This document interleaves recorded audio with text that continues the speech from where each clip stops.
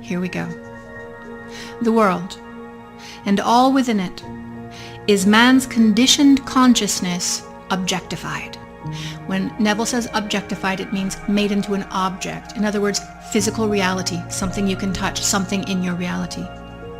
The world and all within it is man's conditioned consciousness objectified. Consciousness is the cause as well as the substance of the entire world. So it is to consciousness that we must turn if we would discover the secret of creation. And creation is just another way of saying manifestation. Knowledge of the law of consciousness and the method of operating this law will enable you to accomplish all that you desire in your life. Armed with a working knowledge of this law, you can build and maintain an ideal world. Here again, everything is you pushed out.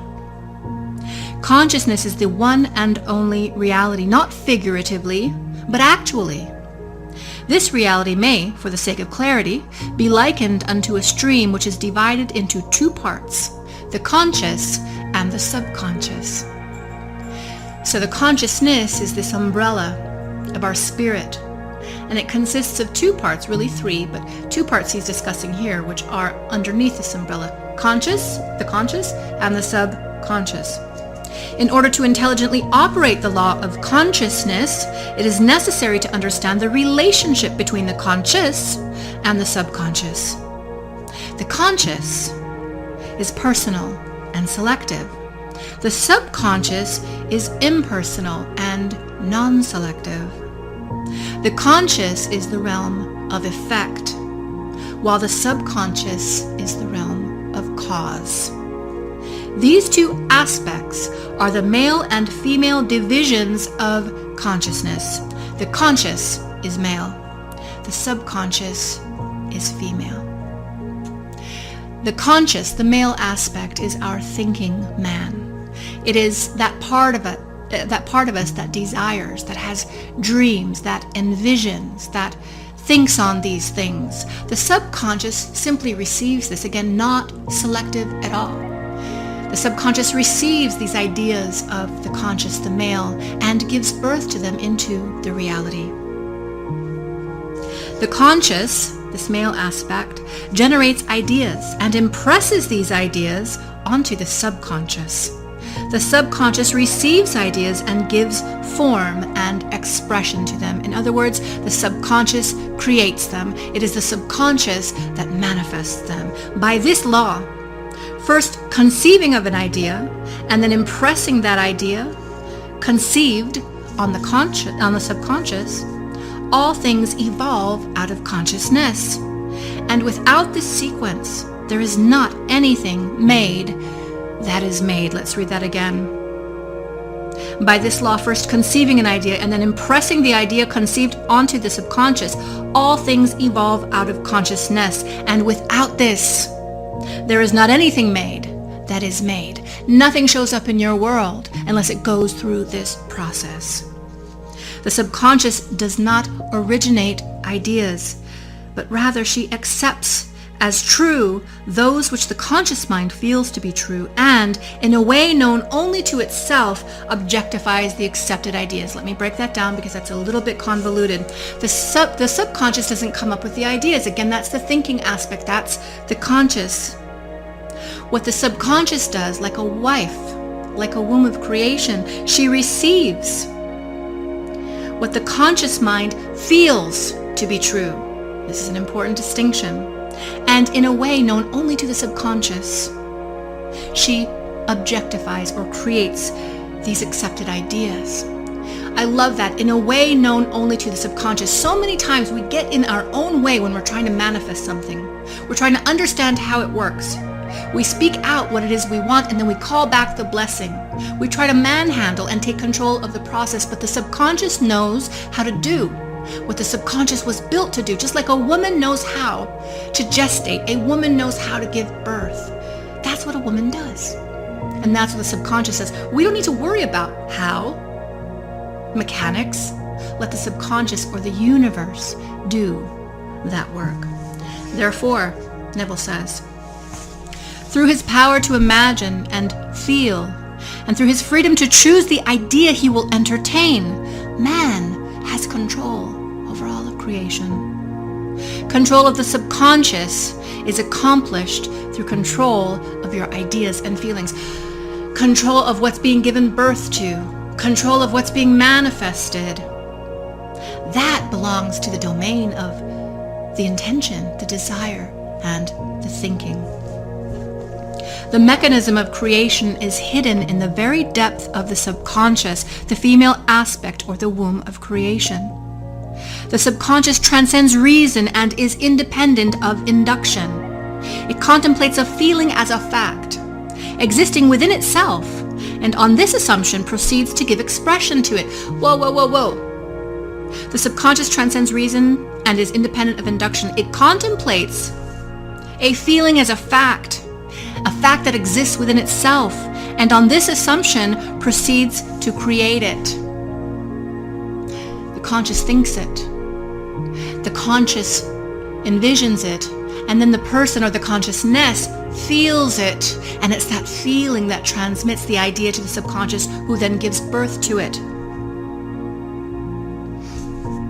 The creative process begins with an idea, and its cycle runs its course as a feeling and ends in a volition to act.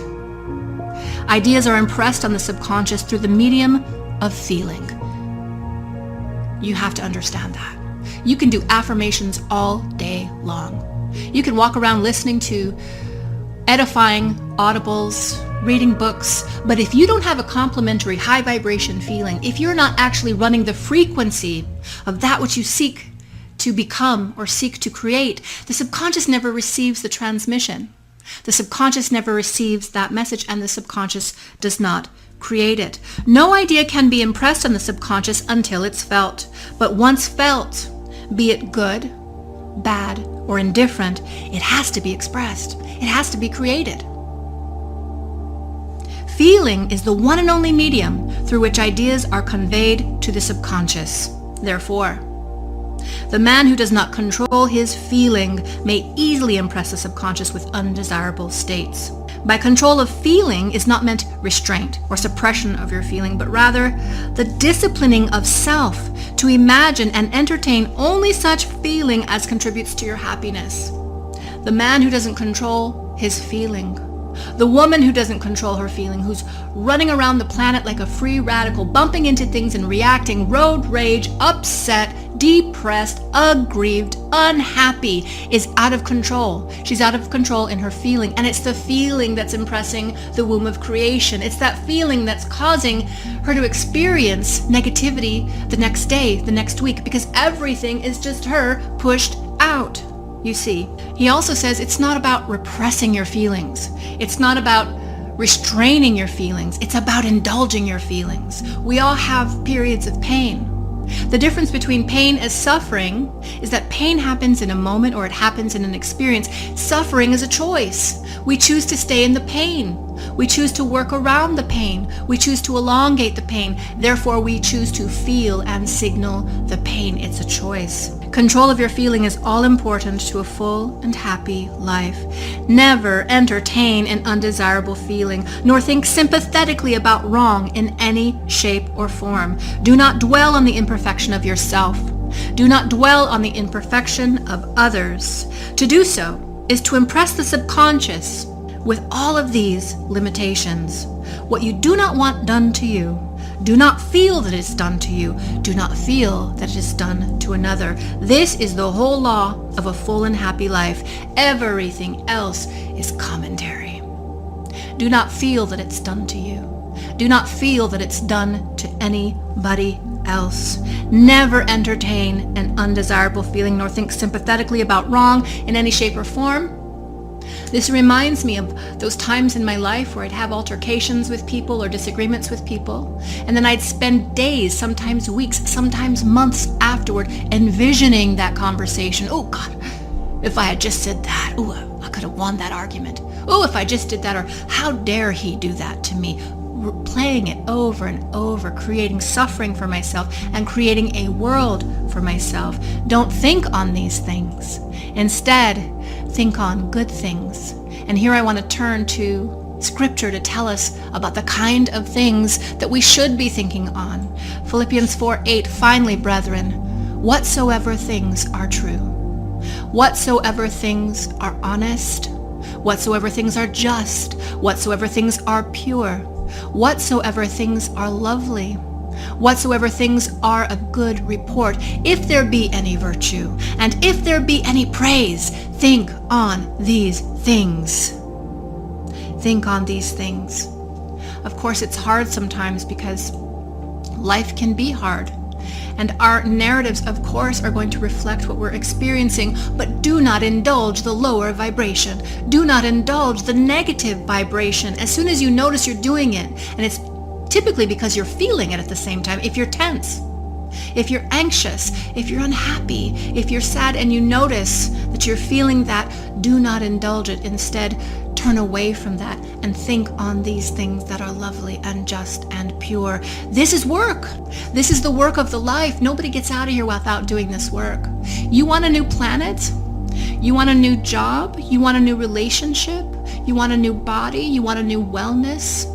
Think on these things.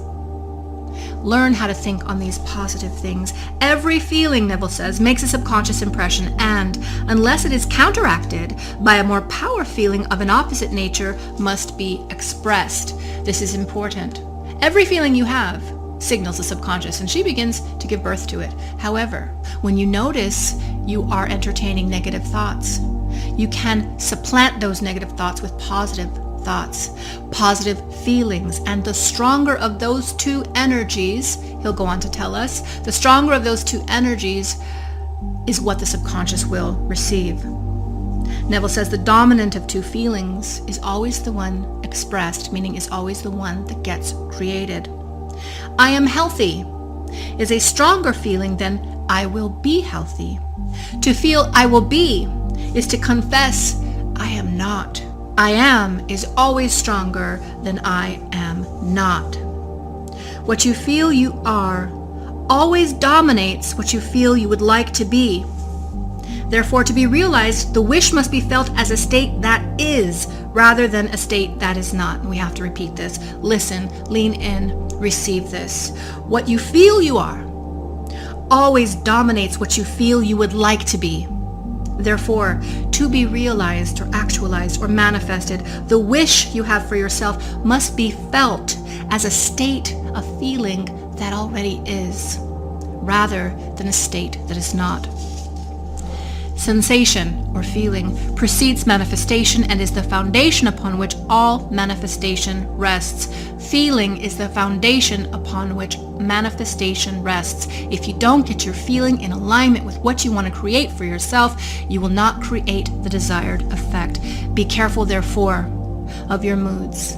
Be careful, therefore, of your feelings, for there is an unbroken connection between your feelings and your visible world. Your body is an emotional filter and bears the unmistakable marks of your prevalent emotions.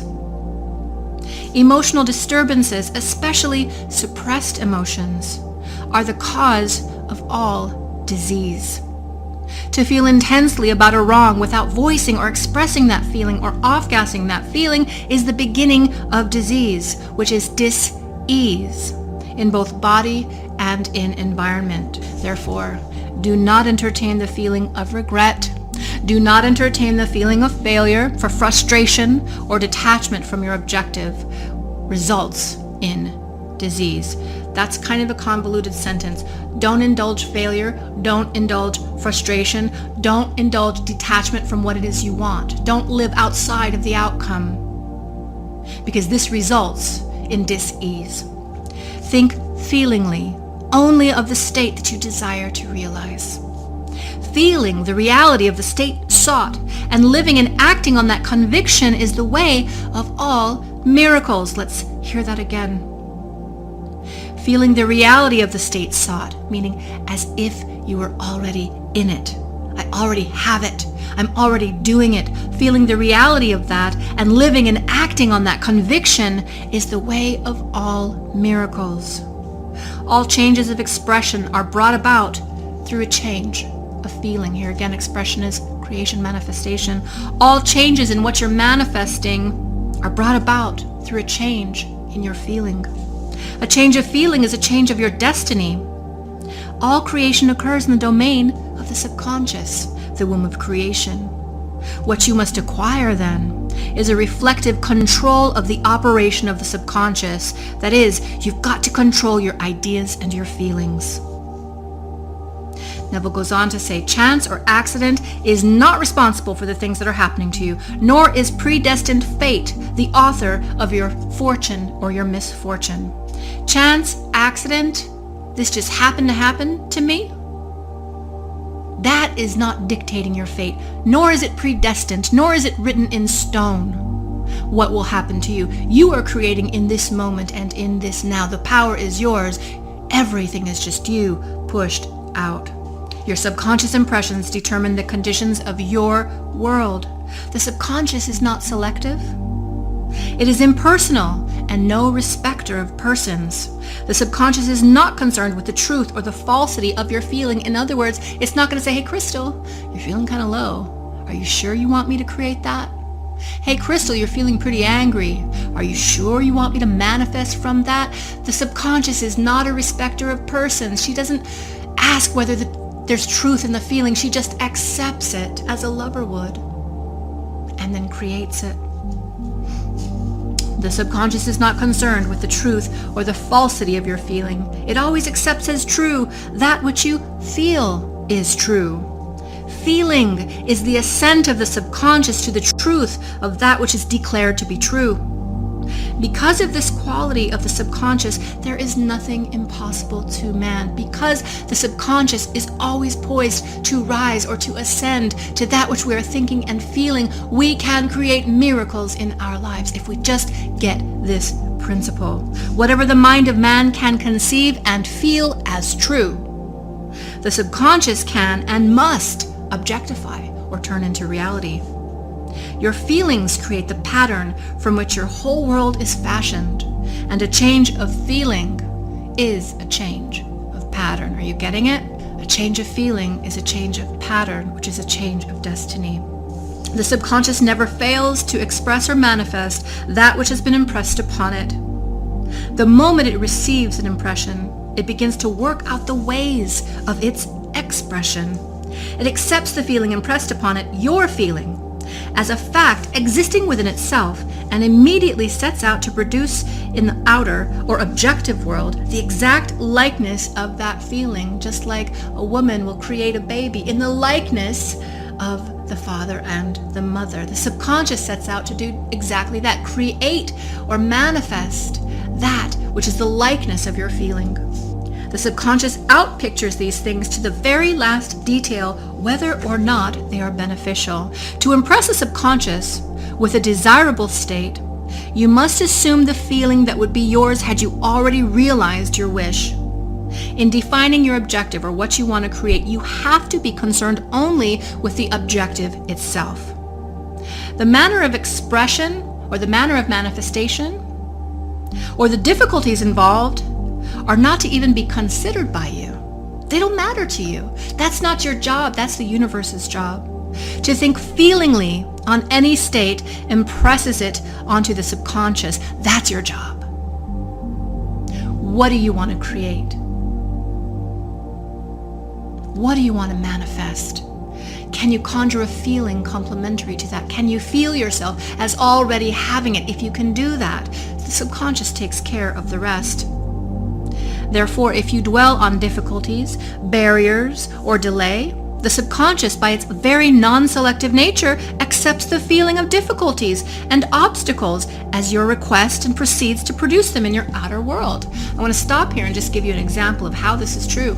I used to teach in one of my classes, one way to know if you have a block to prosperity or a block to abundance is get yourself into the receiver position. This usually calls for some deep breaths, a quiet room, some time to yourself, settling the mind, body, and spirit. And when you're in that receiver position, imagine yourself as feelingly as you can winning the lottery, maybe $60 million or $100 million. And then pay attention as you're feelingly experiencing this to how your thoughts flow from that. People with no obstacles and no barriers immediately start feeling a bit excited. Oh, I'm going to do so many things with that money. I'm going to pay off my mortgage. I'm going to start a trust fund for my children. I'm going to donate it to this charity. I'm going to save all the animals. I'm going to donate it to Greenpeace. I'm going to give it to my family. They get so excited. They're creating from that energy of the bounty. People with obstacles, though, to prosperity, people with obstacles to abundance immediately start thinking about everything that can go wrong. Oh God, if I win $60 million, my whole family's going to want to take it from me. Oh, you know what? I should definitely get a lawyer if I win $60 million so that they can speak for me. I definitely don't want anybody to know. You'll start thinking like that. You start focusing on the barriers, on the obstacles. This is what Goddard is talking about. You're trying to create something, but what you're really feeling as you're trying to create something is the barrier of it, is the lack of it. And as a result, it's the feeling the subconscious receives and manifests accordingly. Does that make sense? The same thing with relationships, actually. So many of us think that we want to be in a loving relationship, or we want to have home and hearth with somebody else. And when somebody comes along, somebody who's open to it and has no barrier to it, if it's the right energy and the right match, they don't talk themselves out of it. They embrace what's going on. But somebody with obstacles and barriers to relationships immediately start looking at the person, seeing what they're doing wrong. I don't know if I like that. I don't think I can work with that. Immediately start seeing all the problems that could arise. And that's what the subconscious receives. Going back to the book, the subconscious is the womb of creation. It receives the idea unto itself through the feelings of man. It never changes the idea received, but always gives it form. Hence, the subconscious outpictures the idea in the image and the likeness of the feeling received. To feel a state as hopeless or impossible is to impress upon the subconscious the idea of failure, and then you receive failure. Although the subconscious faithfully serves man, it must not be inferred that the relation is that of a servant to a master, as was anciently conceived. Again, although the subconscious faithfully serves man, or the thoughts and the ideas, in order to create it, we shouldn't think that this is suggestive of how the ancients thought about husbands and wives. The ancient prophets, Neville said, called it the slave and servant of man. St. Paul personified it as a woman and said, quote, "The woman should be subject to the man for everything." You gotta love that, Paul. The subconscious does serve man and faithfully gives form to his feelings. However, Goddard says, the subconscious has a distinct distaste for compulsion and responds to persuasion rather than to command. Consequently, the subconscious resembles the beloved wife more than a servant. Quote, "The husband is head of the wife," Ephesians 5, also Paul, may not be true of man and woman in their earthly relationship, but it is true of the conscious and the subconscious, or the male and the female aspects of consciousness. The mystery to which Paul referred when he wrote, quote, "There is a great mystery. He that loveth his wife loveth himself, and they two shall be one flesh," is simply the mystery of consciousness. Consciousness is really one and undivided, but for creation's sake it appears to be divided into two. I have to stop here, just being a child of the Bible and fundamentalist religion, and remembering these scriptures and remembering how women were always set off to the side. They could never be pastors, they could never be preachers, they always had their role. What Goddard is saying is, no, this is not about earthly relationships. This is about conscious, the thinking man, and the subconscious, the creator of that which we desire.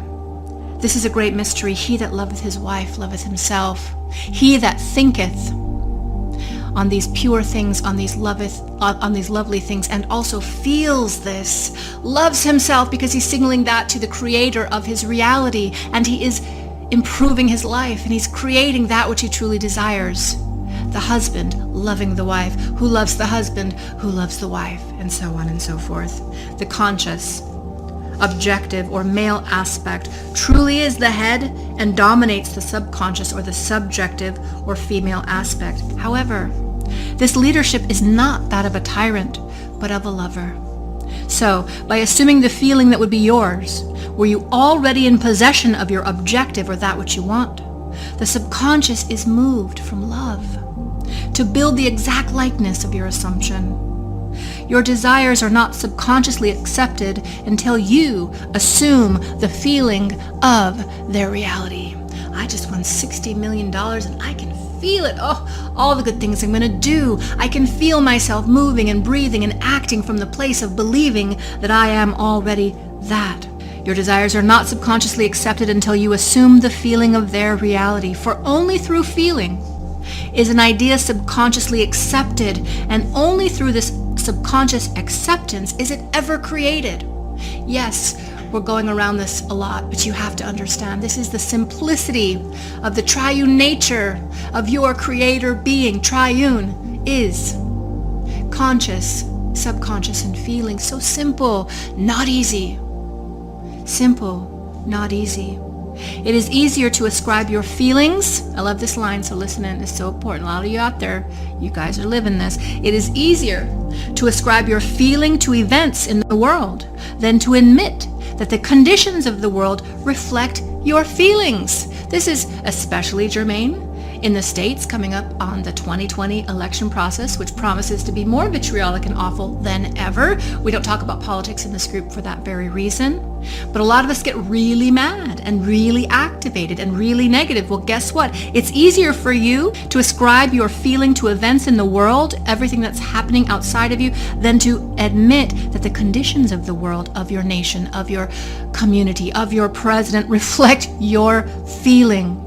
However, it is eternally true that the outside always mirrors the inside.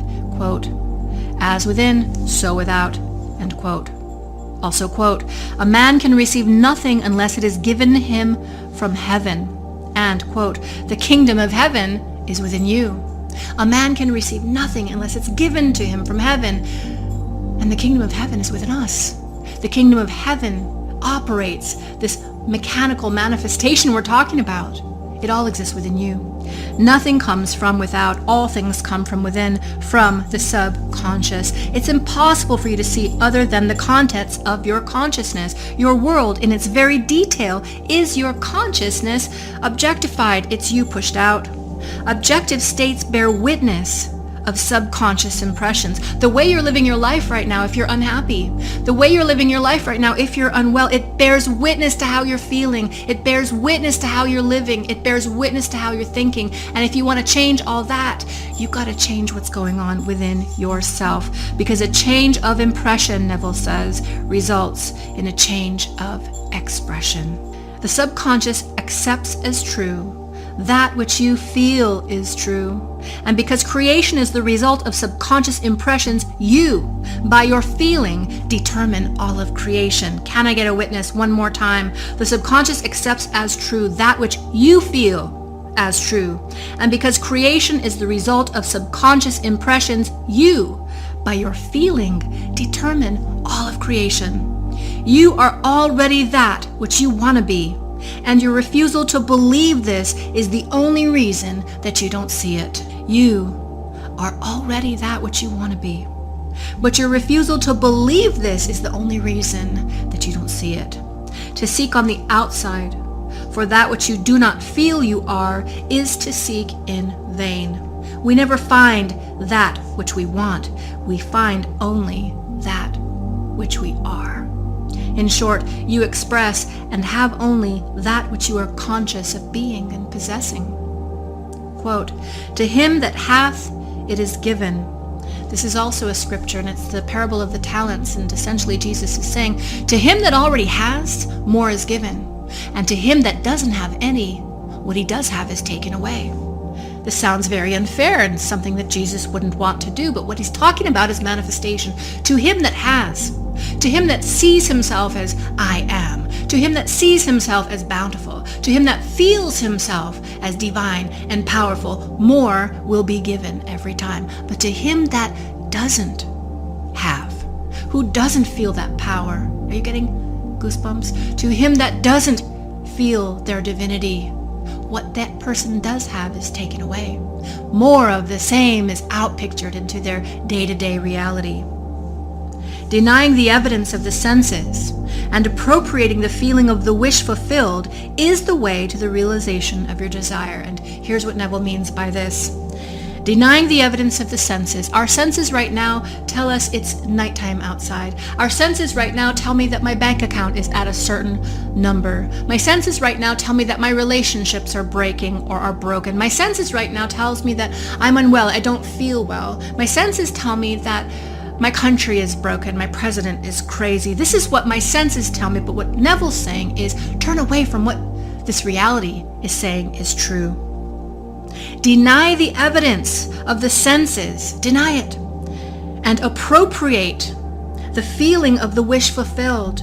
That's the way to the realization of your desire. Turn away from 3D reality and focus on the power within, that which you can create, not knowing how to create it, not even having to concern yourself with how to create it. Just do what he's telling us to do here, what Christ also told us to do here. Think on these things that are lovely and feel in accordance to that, and the subconscious takes care of the rest.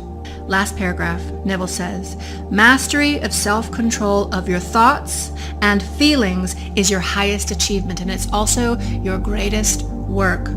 However, until perfect self-control is attained, which takes time, so that in spite of appearances you feel all that you want to feel, use sleep and prayer to aid you in realizing your desired states. These are the two gateways into the subconscious. This leads us to chapter 2, which is sleep, and the next is prayer. And he's going to talk about why it's so important to work in the sleep state, because it is the domain and the land of the subconscious. She plays there. She creates there. You sleep tonight, and she's creating what you thought about today and how you felt today. And day after day, this is true. And prayer, too, is not a full immersion into sleep, but it is highly creative. And it allows all these walls to just fall away so that we can get very intentional with the way that we're thinking and with the way that we're feeling. In conclusion, everything is just you pushed out.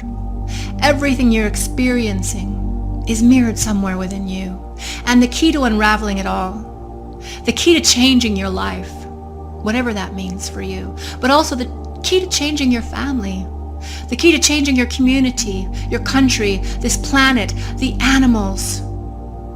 The key to changing that is to work on yourself.